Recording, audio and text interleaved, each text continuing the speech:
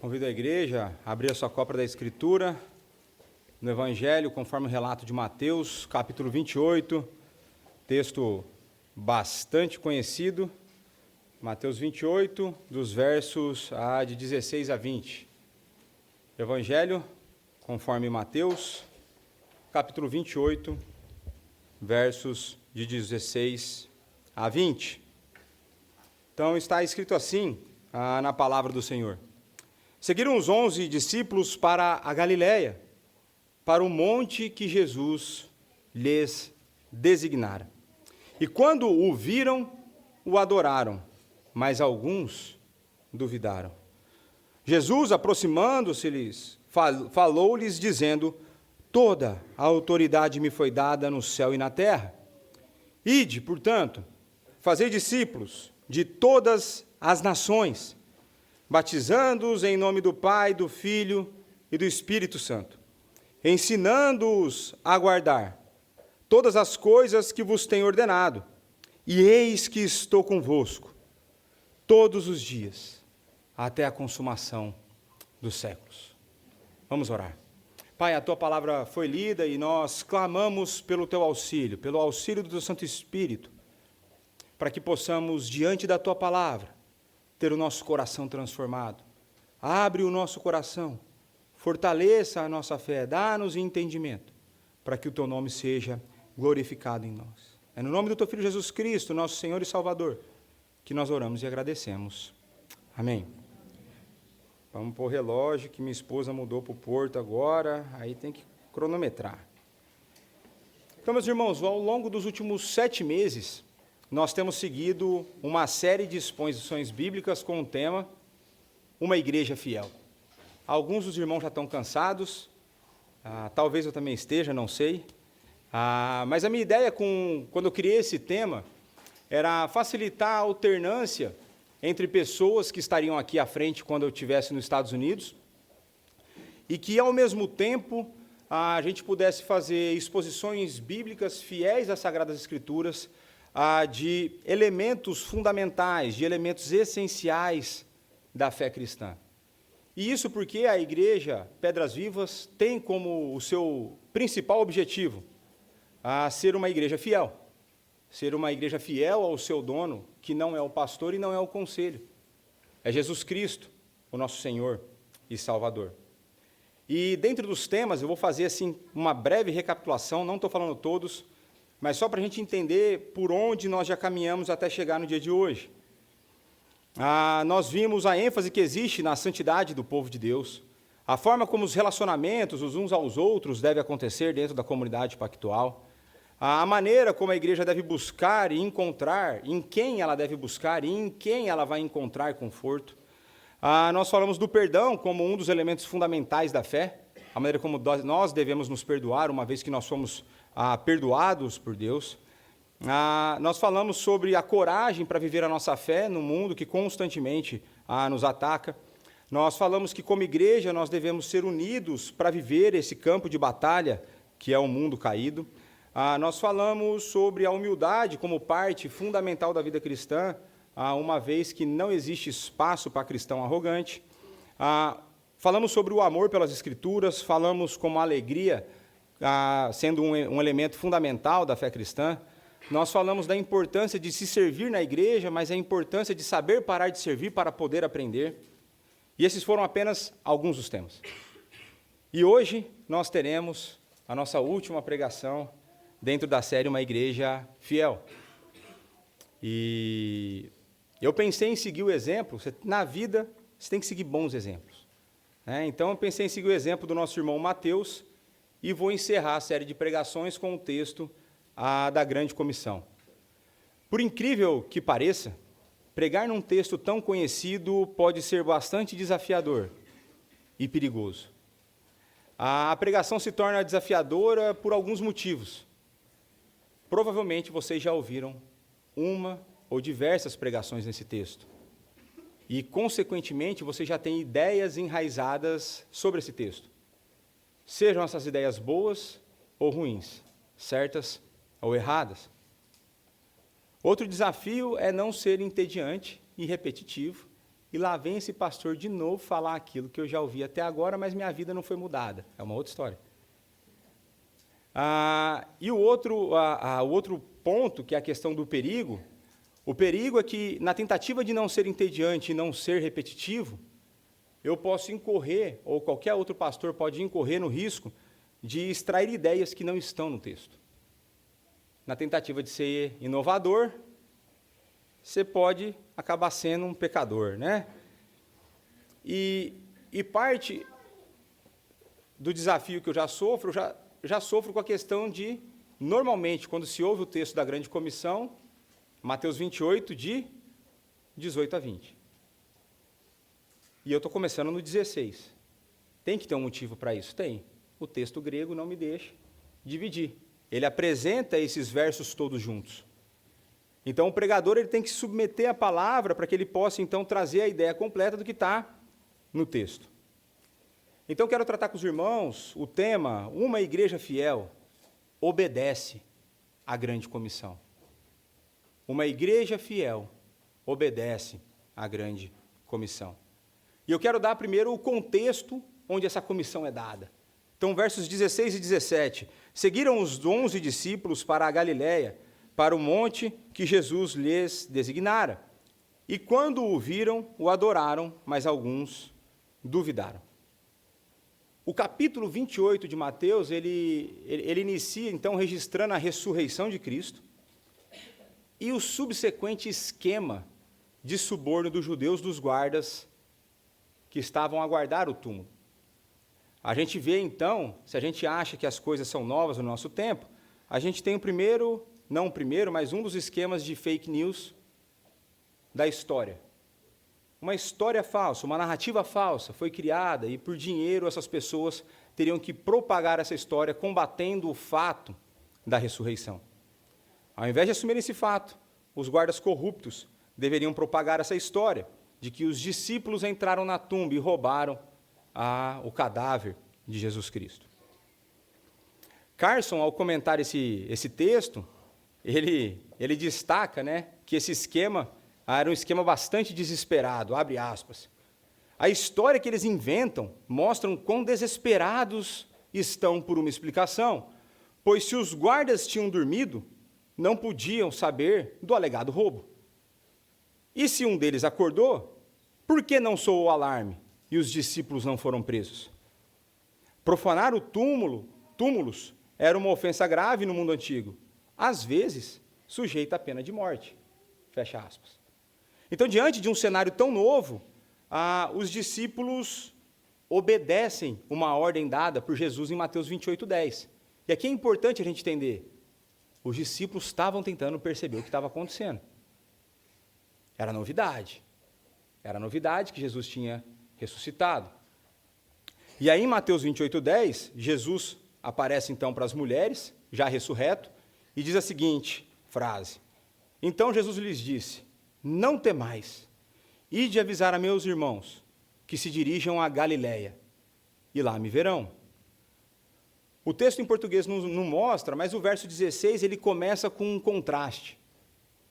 Tem uma conjunção ali adversativa, mostrando que existe algo que aconteceu anteriormente e que agora está existindo um movimento oposto. E o contraste é entre a desobediência e o suborno dos judeus com a obediência dos discípulos, que sem questionar apenas vão para esse morro na Galiléia. Em obediência à orientação de Jesus, os discípulos se encaminham para a Galiléia, conhecida como Galiléia dos gentios. E isso é sugestivo. E também por ser conhecido como o lugar onde Jesus começou o seu ministério. Basta a gente ler João. Enquanto o verso 16 é bastante simples com compreensão, o verso 17 já traz algumas dificuldades. A pergunta que fica no ar é: quem são esses alguns que duvidaram? É possível que tenha um grupo maior que seguiu os 11? Ou será que é uma parte dos 11 que de fato duvidou? Ou o que de fato significa eles duvidaram? E grandes debates gramaticais, teológicos têm acontecido e têm sido feitos na tentativa de chegar na melhor interpretação possível desse verso. O que parece ser uma discussão não frutífera é, de fato, uma discussão importante, apesar de ser possível ter posições diferentes. Aqui nós não estamos tratando de coisas essenciais da fé. É importante, e eu tenho um argumento para entender o porquê que isso é importante, mas alguém que discorda de mim, está tranquilo. Ou eu, por discordar de outro, estou tranquilo. Né? Outros são a referência, eu não sou. Né? Então, eu, por exemplo, discordo do Carson nesse versículo. Né? E o Carson, do grande acadêmico aí do meio cristão. Né? Então, alguns comentaristas, entre eles o Carson, parecem querer proteger a reputação dos 11. Então, veja, nós temos os apóstolos ali, até então referenciado como os discípulos, porque é nessa posição que eles estão diante de Cristo naquele momento. E aí eles vão argumentar que existe um grupo maior do que os 11. E quem duvida é quem está de fora desse grupo. Aí fica tranquilo, nossos amigos apóstolos estão com a sua fé garantida. Mas temos um problema que nenhum outro grupo é citado nesse texto. E a estrutura gramatical também não permite com que a gente chegue a essa conclusão. Agora, outros comentaristas, seguindo a estrutura gramatical e as ênfases apresentadas no Evangelho de Mateus, sugerem que os que duvidaram fazem parte dos 11 e utilizam o conceito de homens de pequena fé, um tema recorrente no Evangelho de Mateus. E sempre quando os homens de pequena fé são referenciados, são os nossos irmãos discípulos, depois apóstolos. E a estrutura gramatical, de fato, parece sugerir isso. Né? Então, um comentarista vai apresentar o seguinte argumento, e desculpa se eu estiver sendo entediante nessa parte. A ambivalência dos discípulos, no verso 17, faz parte do conceito de Mateus de pouca fé. Com Mateus, a fé dos discípulos não é uma certeza elevada além de todo o conflito. Ela vive entre a confiança e o desânimo, entre a incerteza e a fé. A pessoa de pouca fé ora repetidamente ao Senhor. A pouca fé não é conquistada por Jesus de uma vez por todas. Por exemplo, com um milagre, onde ela acontece repentinamente. Ele, Jesus, permite que os discípulos permaneçam em seu conflito e se volta para eles com a sua palavra.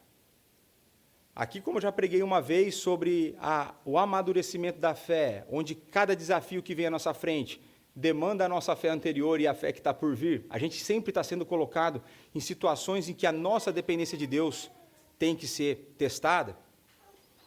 E um conceito muito importante apresentado por esse comentarista é de que é a palavra de Cristo que irá eliminar as incertezas e alimentar a fé dos discípulos. E não um grande feito extraordinário sobrenatural. Jesus Cristo acalma os seus discípulos, aproximando-se deles e direcionando a palavra. É a palavra de Cristo, então, que elimina a fé, elimina as incertezas desses corações que duvidaram. Um outro comentarista famoso, o Matthew Henry, contribui no entendimento desse versículo, falando: mesmo entre aqueles que adoram, há alguns que duvidam.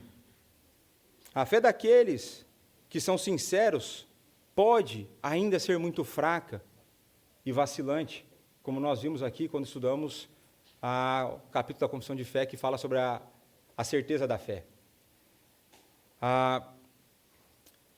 E veja, essas dúvidas foram removidas mais tarde, e a fé deles cresceu até a plena certeza. Isso contribui muito para a honra de Cristo, pois os discípulos duvidaram antes de crer, de modo que não se pode dizer que eram crédulos e desejosos de serem enganados. Pois primeiro questionaram e provaram todas as coisas, e então apegaram ao que era verdadeiro e ao que descobriram ser, fecha aspas. Então podemos ver o amadurecimento da fé dos discípulos era contínuo, assim como a minha e a sua fé.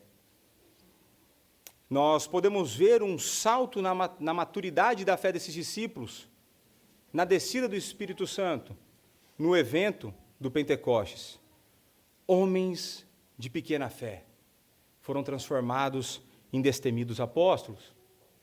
E nós vemos então que faz sentido que esse grupo que estava no monte eram os 11, e que parte dos 11 duvidaram, porque era tudo muito novo. Eles ainda não tinham visto nesse cenário Cristo ressurreto. E nós conhecemos de outros relatos que se Deus não abre o olho, as pessoas não entendiam que era Cristo ressurreto. Existe um aspecto de continuidade e descontinuidade do Cristo ressurreto que fica para um outro dia. Mas então nós precisamos considerar que os nossos irmãos estavam vivendo uma nova etapa na vida deles, uma etapa de completa novidade. É possível que a dúvida deles fosse: será que é Jesus que está aqui?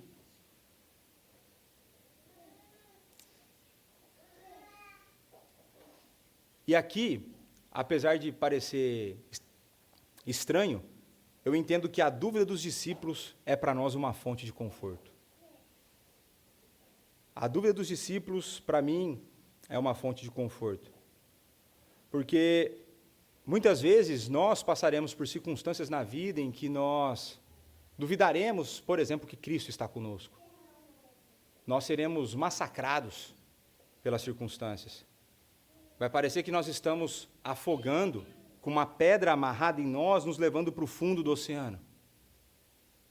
Mas é o Cristo que se aproxima e dirige a sua palavra. É o Cristo que está conosco. O Espírito que auxilia os nossos irmãos, os discípulos, Ele habita em nós. A nossa jornada cristã é, de fato, uma jornada de amadurecimento de fé. E será a maturidade da nossa fé que nos levará a responder às ordens do nosso Salvador.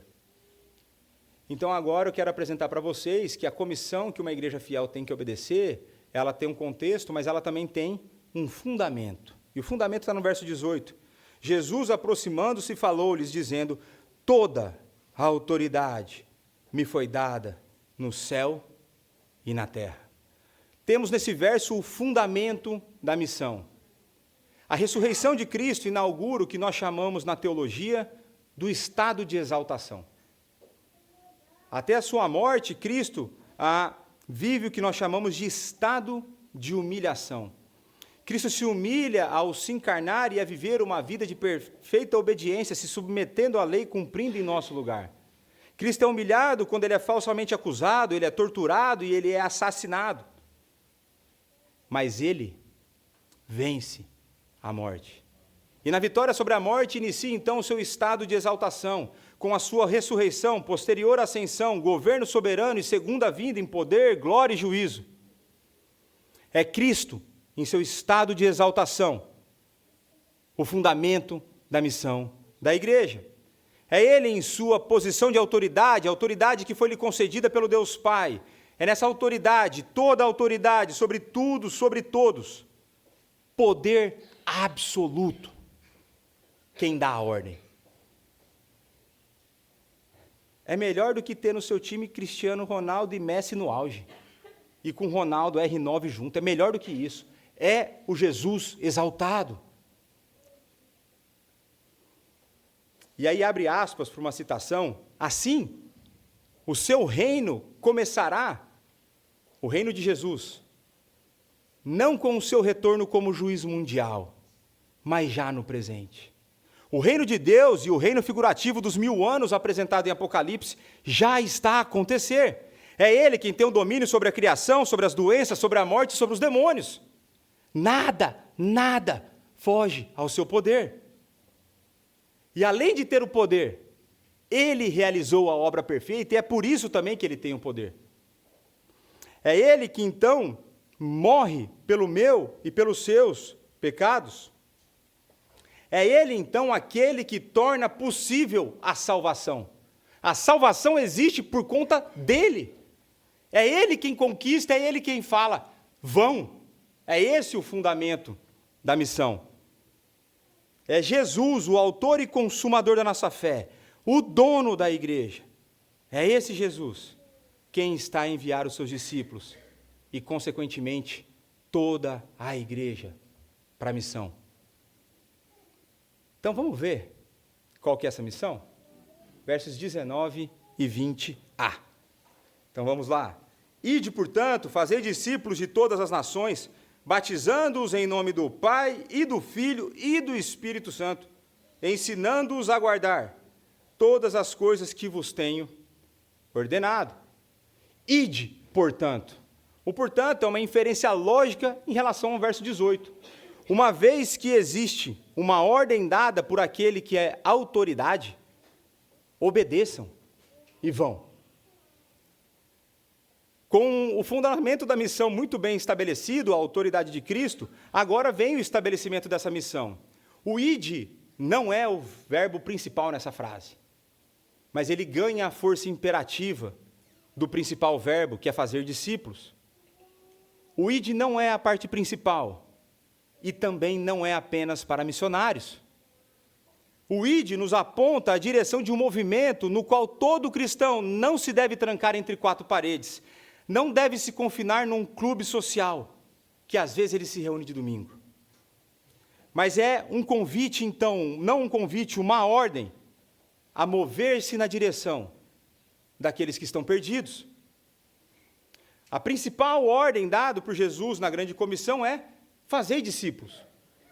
Um comentarista sabiamente afirma, abre aspas, a ênfase na comissão, portanto, não recai sobre a proclamação inicial do Evangelho, mas sobre a árdua tarefa de nutrir a experiência do discipulado.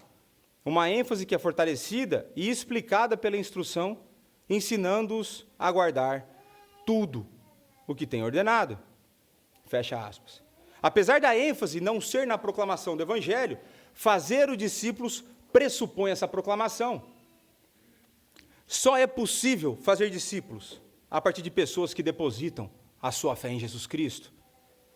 E aí, como Cristo nos fala, através de Paulo, em Romanos, capítulo 10, 13 a 17, porque todo aquele que invocar o nome do Senhor será salvo. Como, porém, invocarão aquele em que não creram? E como crerão naquele de quem nada ouviram? E como ouvirão se não há quem pregue? E como pregarão se não forem enviados? Como está escrito, conformosos são os pés do que anunciam coisas boas. Mas nem todos obedeceram ao Evangelho, pois Isaías diz, Senhor, quem acreditou em nossa pregação? E assim, a fé vem pela pregação, e a pregação pela palavra de Cristo. É a partir da pregação do Evangelho que um discípulo começa a ser formado. É a partir pelo anúncio da palavra poderosa que tem poder para transformar o coração e dar vida. E os irmãos sabem que eu sou bom de exemplos ruins. E eu estive a pensar em um, de como que a gente ilustraria o processo de fabricação de um discípulo. Como que produz um discípulo? E aqui eu vou me apropriar de uma ilustração dada pelo meu pastor de São Paulo, pastor Arival, e vou expandir essa figura, tá bom? E aqui, toda vez que eu usar, vamos lá alertar para o pessoal não falar que eu estou mercadejando a fé, toda vez que eu falar a palavra comprar aqui, estou pensando no processo de compra, não estou pensando que você compra a salvação. Tranquilo? Só para deixar claro, não reclama depois. Então, vamos lá. A primeira área na produção de um discípulo seria o departamento comercial. E o departamento comercial, os vendedores, eles emitem orçamento e eles emitem ordem de venda. Eles vão tentar convencer os compradores a comprar, mas em última instância eles não têm esse poder. Nesse caso, toda a igreja é chamada a anunciar as boas novas da salvação. Nós somos o departamento comercial. Nós temos que sair para fora das quatro paredes anunciando. Vai orçamento para todo mundo, ó. Você é pecador, precisa de salvação, Jesus Cristo e tal, e tal, e tal, e tal. Contudo, o departamento comercial não tem o poder de fazer a compra. É nessa hora que entra o Espírito Santo. Em nenhum momento foi dado para você a obrigação de transformar o coração. Isso aí você deixa para o Espírito Santo. Você foi chamado para anunciar. É tranquilo. E aí entra o Espírito Santo, então, transformando o coração do comprador E esse comprador compra o pacote de produção do discípulo para ele mesmo. É quando então a pessoa regenerada pelo Espírito tem o seu coração de pedra quebrantado, estilhaçado, transformado, transplantado por um coração de carne. E essa pessoa então agora pode depositar a sua fé em Jesus Cristo. E aí, aquele que fecha ali a compra com o departamento comercial, ele vai entrar na linha de produção. E essa linha de produção vai entrar em funcionamento. E aqui a igreja, movida pelo Espírito, caminha com o comprador, ensinando a guardar tudo o que Jesus nos ensinou. Aí a pergunta, eu já dei as respostas, mas vamos ver se vocês me ajudam. A pergunta quem faz parte do departamento comercial? Eu e você que é crente de verdade. Aquele que é pseudo-crente não faz parte do departamento comercial, mas os crentes de verdade fazem. Quem faz parte da linha de produção do discípulo? Eu e os crentes de verdade.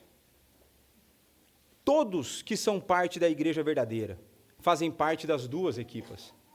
Com diferentes ênfases e dedicação, todos são chamados a evangelizar e a discipular, alicerçados na total autoridade e poder de Jesus Cristo. E veja a explicação de Carson sobre a produção do discípulo, e agora eu concordo com ele. Abre aspas. De forma semelhante, batizar e ensinar não são um meio de fazer discípulos, mas essas são ações que caracterizam o fazer discípulos. A proclamação do evangelho considerada é aquela que resultaria em arrependimento e fé. Por isso, eu discipulo, exige pregação e resposta. A resposta de discipulado é batismo e instrução. Portanto, batismo e ensino não são igualados, quer no aspecto gramatical, quer no conceitual. A ação de fazer discípulos é um pacote amplo, que vai da pregação do evangelho ao caminhar como irmãos. E aí, porque ele, Jesus Cristo, possui toda a autoridade sobre o céu, no céu e na terra, os discípulos deverão ser de qual? De todas as nações. De todas as nações. E aqui é a hora que eu fico doido. Porque o que existe de pastor limitando o poder de Deus, colocando esse povo é resistente, aquele povo é resistente. Resistente ao coração, o meu e o seu. Que sendo salvo, recebendo a ordem, não fomos. Deus continua sendo o mesmo, Deus continua tendo poder para estourar esses corações e transformar e trazer essas pessoas da vida para a morte. A nação não é o problema é o pecado. Pouco importa se é chinês, português, taiwanês, japonês, holandês, estou nem aí. É Ele quem tem o poder. E aí nós nos limitamos e nos trancamos dentro das paredes. Aqui em Portugal não funciona desse jeito. Ô raios! E a palavra parou de funcionar aqui? E Jesus não tem mais a autoridade que ele alega ter? Ah, eu não sou do tipo desses. Aqui podemos ver o cumprimento da promessa feita por Deus a Abraão. Todas as nações serão benditas, pois todas elas ouvirão as boas novas de salvação. E aí é bastante significativo que a ordem dada para fazer discípulo de todas as nações é dada na Galileia dos gentios. A porteira abriu. Aquilo que acontecia de vez em quando agora vai ser direto. O não-judeu vai começar a ser salvo. E vai ser aos montes. E em Atos a gente vê isso. Aí hoje a gente quer a conta-gota. Eu não entendo. Uma outra coisa importante aqui é que as nações no texto, não sei se vocês sabem, mas no primeiro século não existia a ONU. Né? Então o conceito de nações aqui não é o conceito da ONU. O que isso significa? Significa que o nosso trabalho é muito maior do que a gente imaginava. Enquanto a ONU considera aí na faixa de uns 200 países, o conceito bíblico de nações ele é cultural e linguístico. E aí, meu amigo, como diria no interior de São Paulo, é aí que a porca torce o rabo. Porque, apesar dos dados serem desatualizados, eu quero que os irmãos tenham uma noção. Atualmente no mundo, existem aproximadamente 7.000 línguas vivas. Tá? 7.000 línguas vivas. Aí você fala 1,5 e acha que fala muito, né? Que é o meu caso, né? Eu falo 1,5.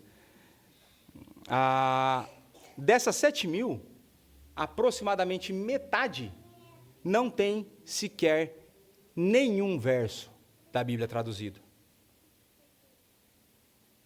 E enquanto com 3.500, aproximadamente 3.500 línguas, a gente atinge 7 bilhões de pessoas, com as outras 3.500 a gente vai atingir 260 milhões, 260 milhões de pessoas.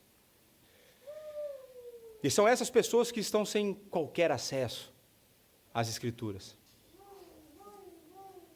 E a missão, ela não é grande só por conta da sua nobreza, ela é grande por conta do trabalho que tem que ser feito.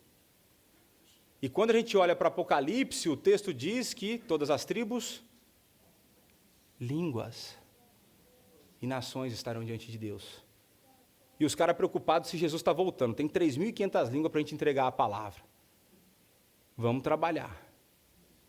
E outro aspecto fundamental do fazer discípulos é o de ensinar todas as coisas que Jesus ensinou.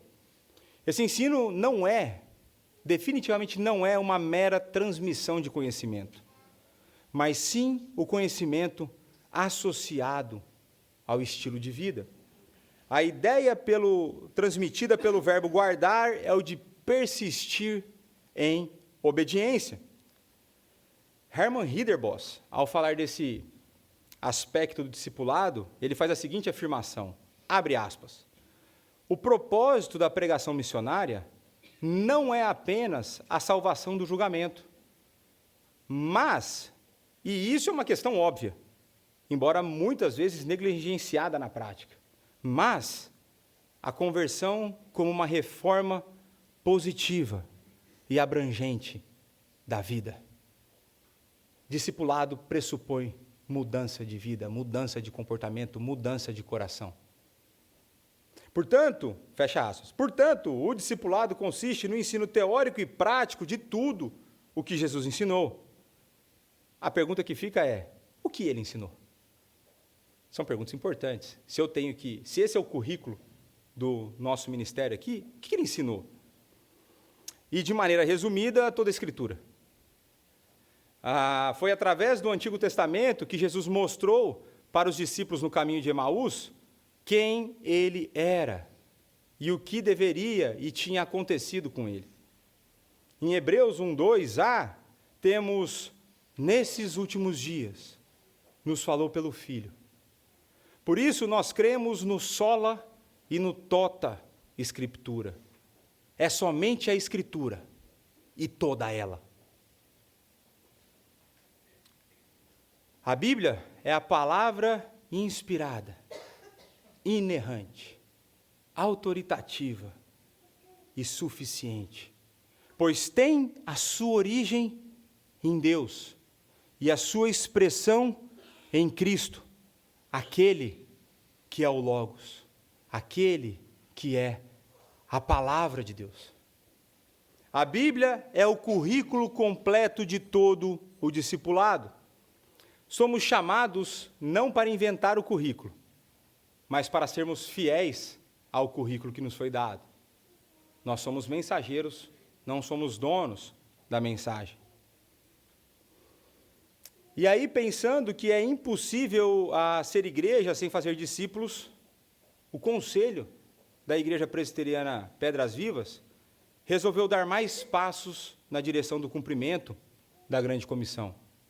Em 2024, a Igreja Pedras Vivas começou a apoiar espiritualmente, com oração, e financeiramente, com dinheiro, um trabalho missionário transcultural na Oceania, onde o pastor Cláudio e a sua família estão na Nova Zelândia e fazendo inserções no Nepal.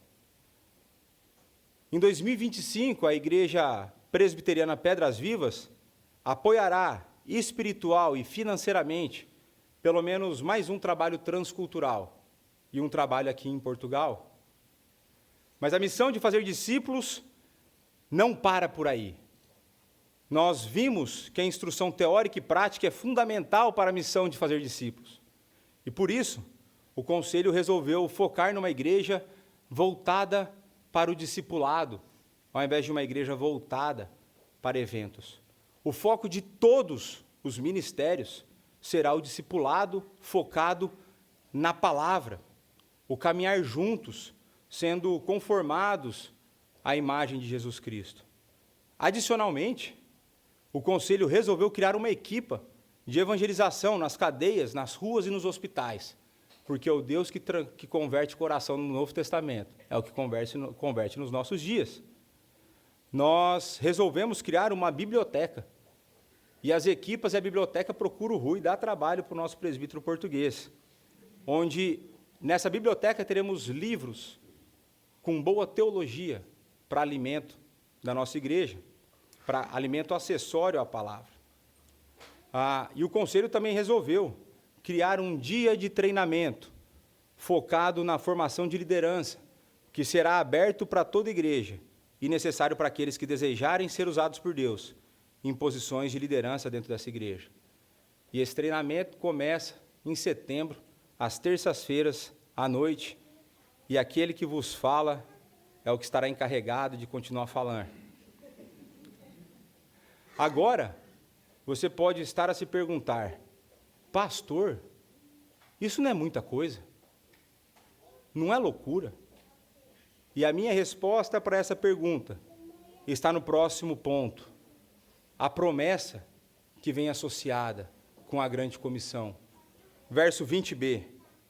E eis que estou convosco todos os dias até a consumação do século. É por conta dessa promessa que podemos avançar como igreja, sonhando e caminhando no cumprimento da grande comissão. O Evangelho, conforme relatado por Mateus, não termina com uma ordem, mas sim com uma promessa, que é o cumprimento da introdução desse mesmo Evangelho. Aquele que é apresentado em Mateus capítulo 1, como Emanuel, o Deus conosco, está a cumprir essa promessa. O cumprimento dessa comissão não depende da nossa força, não depende do pastor, não depende do conselho, em última instância não depende de você, da sua força, mas sim daquilo que Cristo faz através do pastor, aquilo que Cristo faz através do conselho, aquilo que Cristo faz através de cada um de vocês.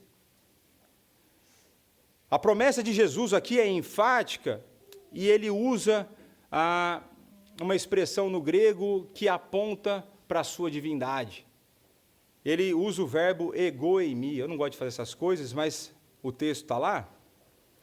E o egoeimi pode ser traduzido como eu sou ou eu estou. O eu sou, Yahweh, o Deus da aliança, está conosco todos os dias. É esse Jesus que estará conosco diariamente, até a consumação, conclusão, término da era presente. Ou seja, ele promete a sua presença espiritual até que ele volte para que vivamos para sempre em sua presença física no novo céus e na nova terra. Carson explica com belas palavras a realidade dessa promessa. Abre aspas. É indefinida a duração do período entre a comissão e a consumação. Mas, independentemente de sua duração, esse é o tempo da missão da igreja e de seu usufruto preliminar da presença do Senhor. O Evangelho de Mateus termina com a expectativa da continuação da missão e do ensinamento. As 5 sessões precedentes sempre concluíram com um bloco de ensinamento de Jesus. Mas a paixão e a ressurreição de Jesus terminam com a comissão para que seus discípulos continuem esse mesmo ministério. À luz da cruz, do sepulcro vazio e da vindicação e exaltação triunfantes do Jesus, o Senhor ressurreto. Nesse sentido, o Evangelho de Mateus é um livro que só se encerra na consumação dos tempos. O capítulo final está a ser escrito na missão e no ensinamento dos discípulos de Jesus Cristo. Fecha aspas. Meus irmãos, para concluir essa pregação, o convite dela é para que vocês se juntem a nós, a Igreja Cristã Presbiteriana Pedras Vivas, no cumprimento dessa missão. Se és parte dessa igreja, já estás convocado para as equipas de produção de discípulos. O nosso objetivo aqui não é inventar moda, não é ter uma igreja orientada a eventos. O nosso objetivo é, de fato, ser uma igreja fiel ao nosso Senhor. Em obediência a Ele, nós queremos ter uma igreja orientada ao discipulado e fundamentada na palavra, que cuida amorosamente daqueles que estão no nosso meio. Nosso convite é: venha ser abençoado conosco, enquanto servimos incansavelmente aquele que se deu por nós. E ciente de que temos falhado no cumprimento da grande comissão, com o nosso coração contrito, é que nós nos achegamos à mesa do Senhor. E aí eu quero convidar os diáconos para trazer os elementos da Santa Ceia. E nós nos achegamos à mesa do Senhor não apenas para nos lembrar da obra. A pregação não terminou. Vamos manter o foco, que a pregação ainda não terminou. Então, cientes de que temos falhado no cumprimento da grande comissão, com o nosso coração contrito, é que nós nos achegamos à mesa do Senhor. Não apenas para nos lembrar da obra que Ele realizou por nós, não apenas para nos lembrar que Ele voltará, mas também para que a nossa fé seja alimentada, fortalecida, para que possamos cumprir a grande comissão até que Ele venha, porque Ele está conosco.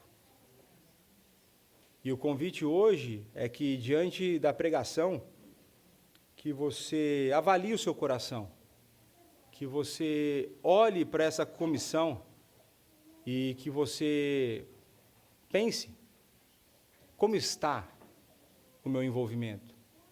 Como está a minha relação com aquele que me salvou e de que maneira essa relação tem me impulsionado ou não a fazer o que Ele mandou eu fazer? E se você está no mesmo barco que eu estou, agora é uma hora da gente buscar perdão, para que nós possamos participar de maneira digna da mesa do Senhor. Vamos orar. Pai, a Tua palavra foi exposta e, mais uma vez, o nosso coração foi dilacerado. É diante da Tua palavra perfeita e dos Teus ensinos e mandamentos que nós vemos o quanto o nosso coração ainda precisa de aperfeiçoamento, de santificação. Diante de tão nobre tarefa, diante de tão grande comissão, muitas vezes temos nos comportados como anões da fé. Nós clamamos que o Senhor perdoe as nossas falhas e nos encha do Teu Santo Espírito, para que sejamos transformados, amadurecidos de homens de pequena fé, para destemidos embaixadores do Teu reino.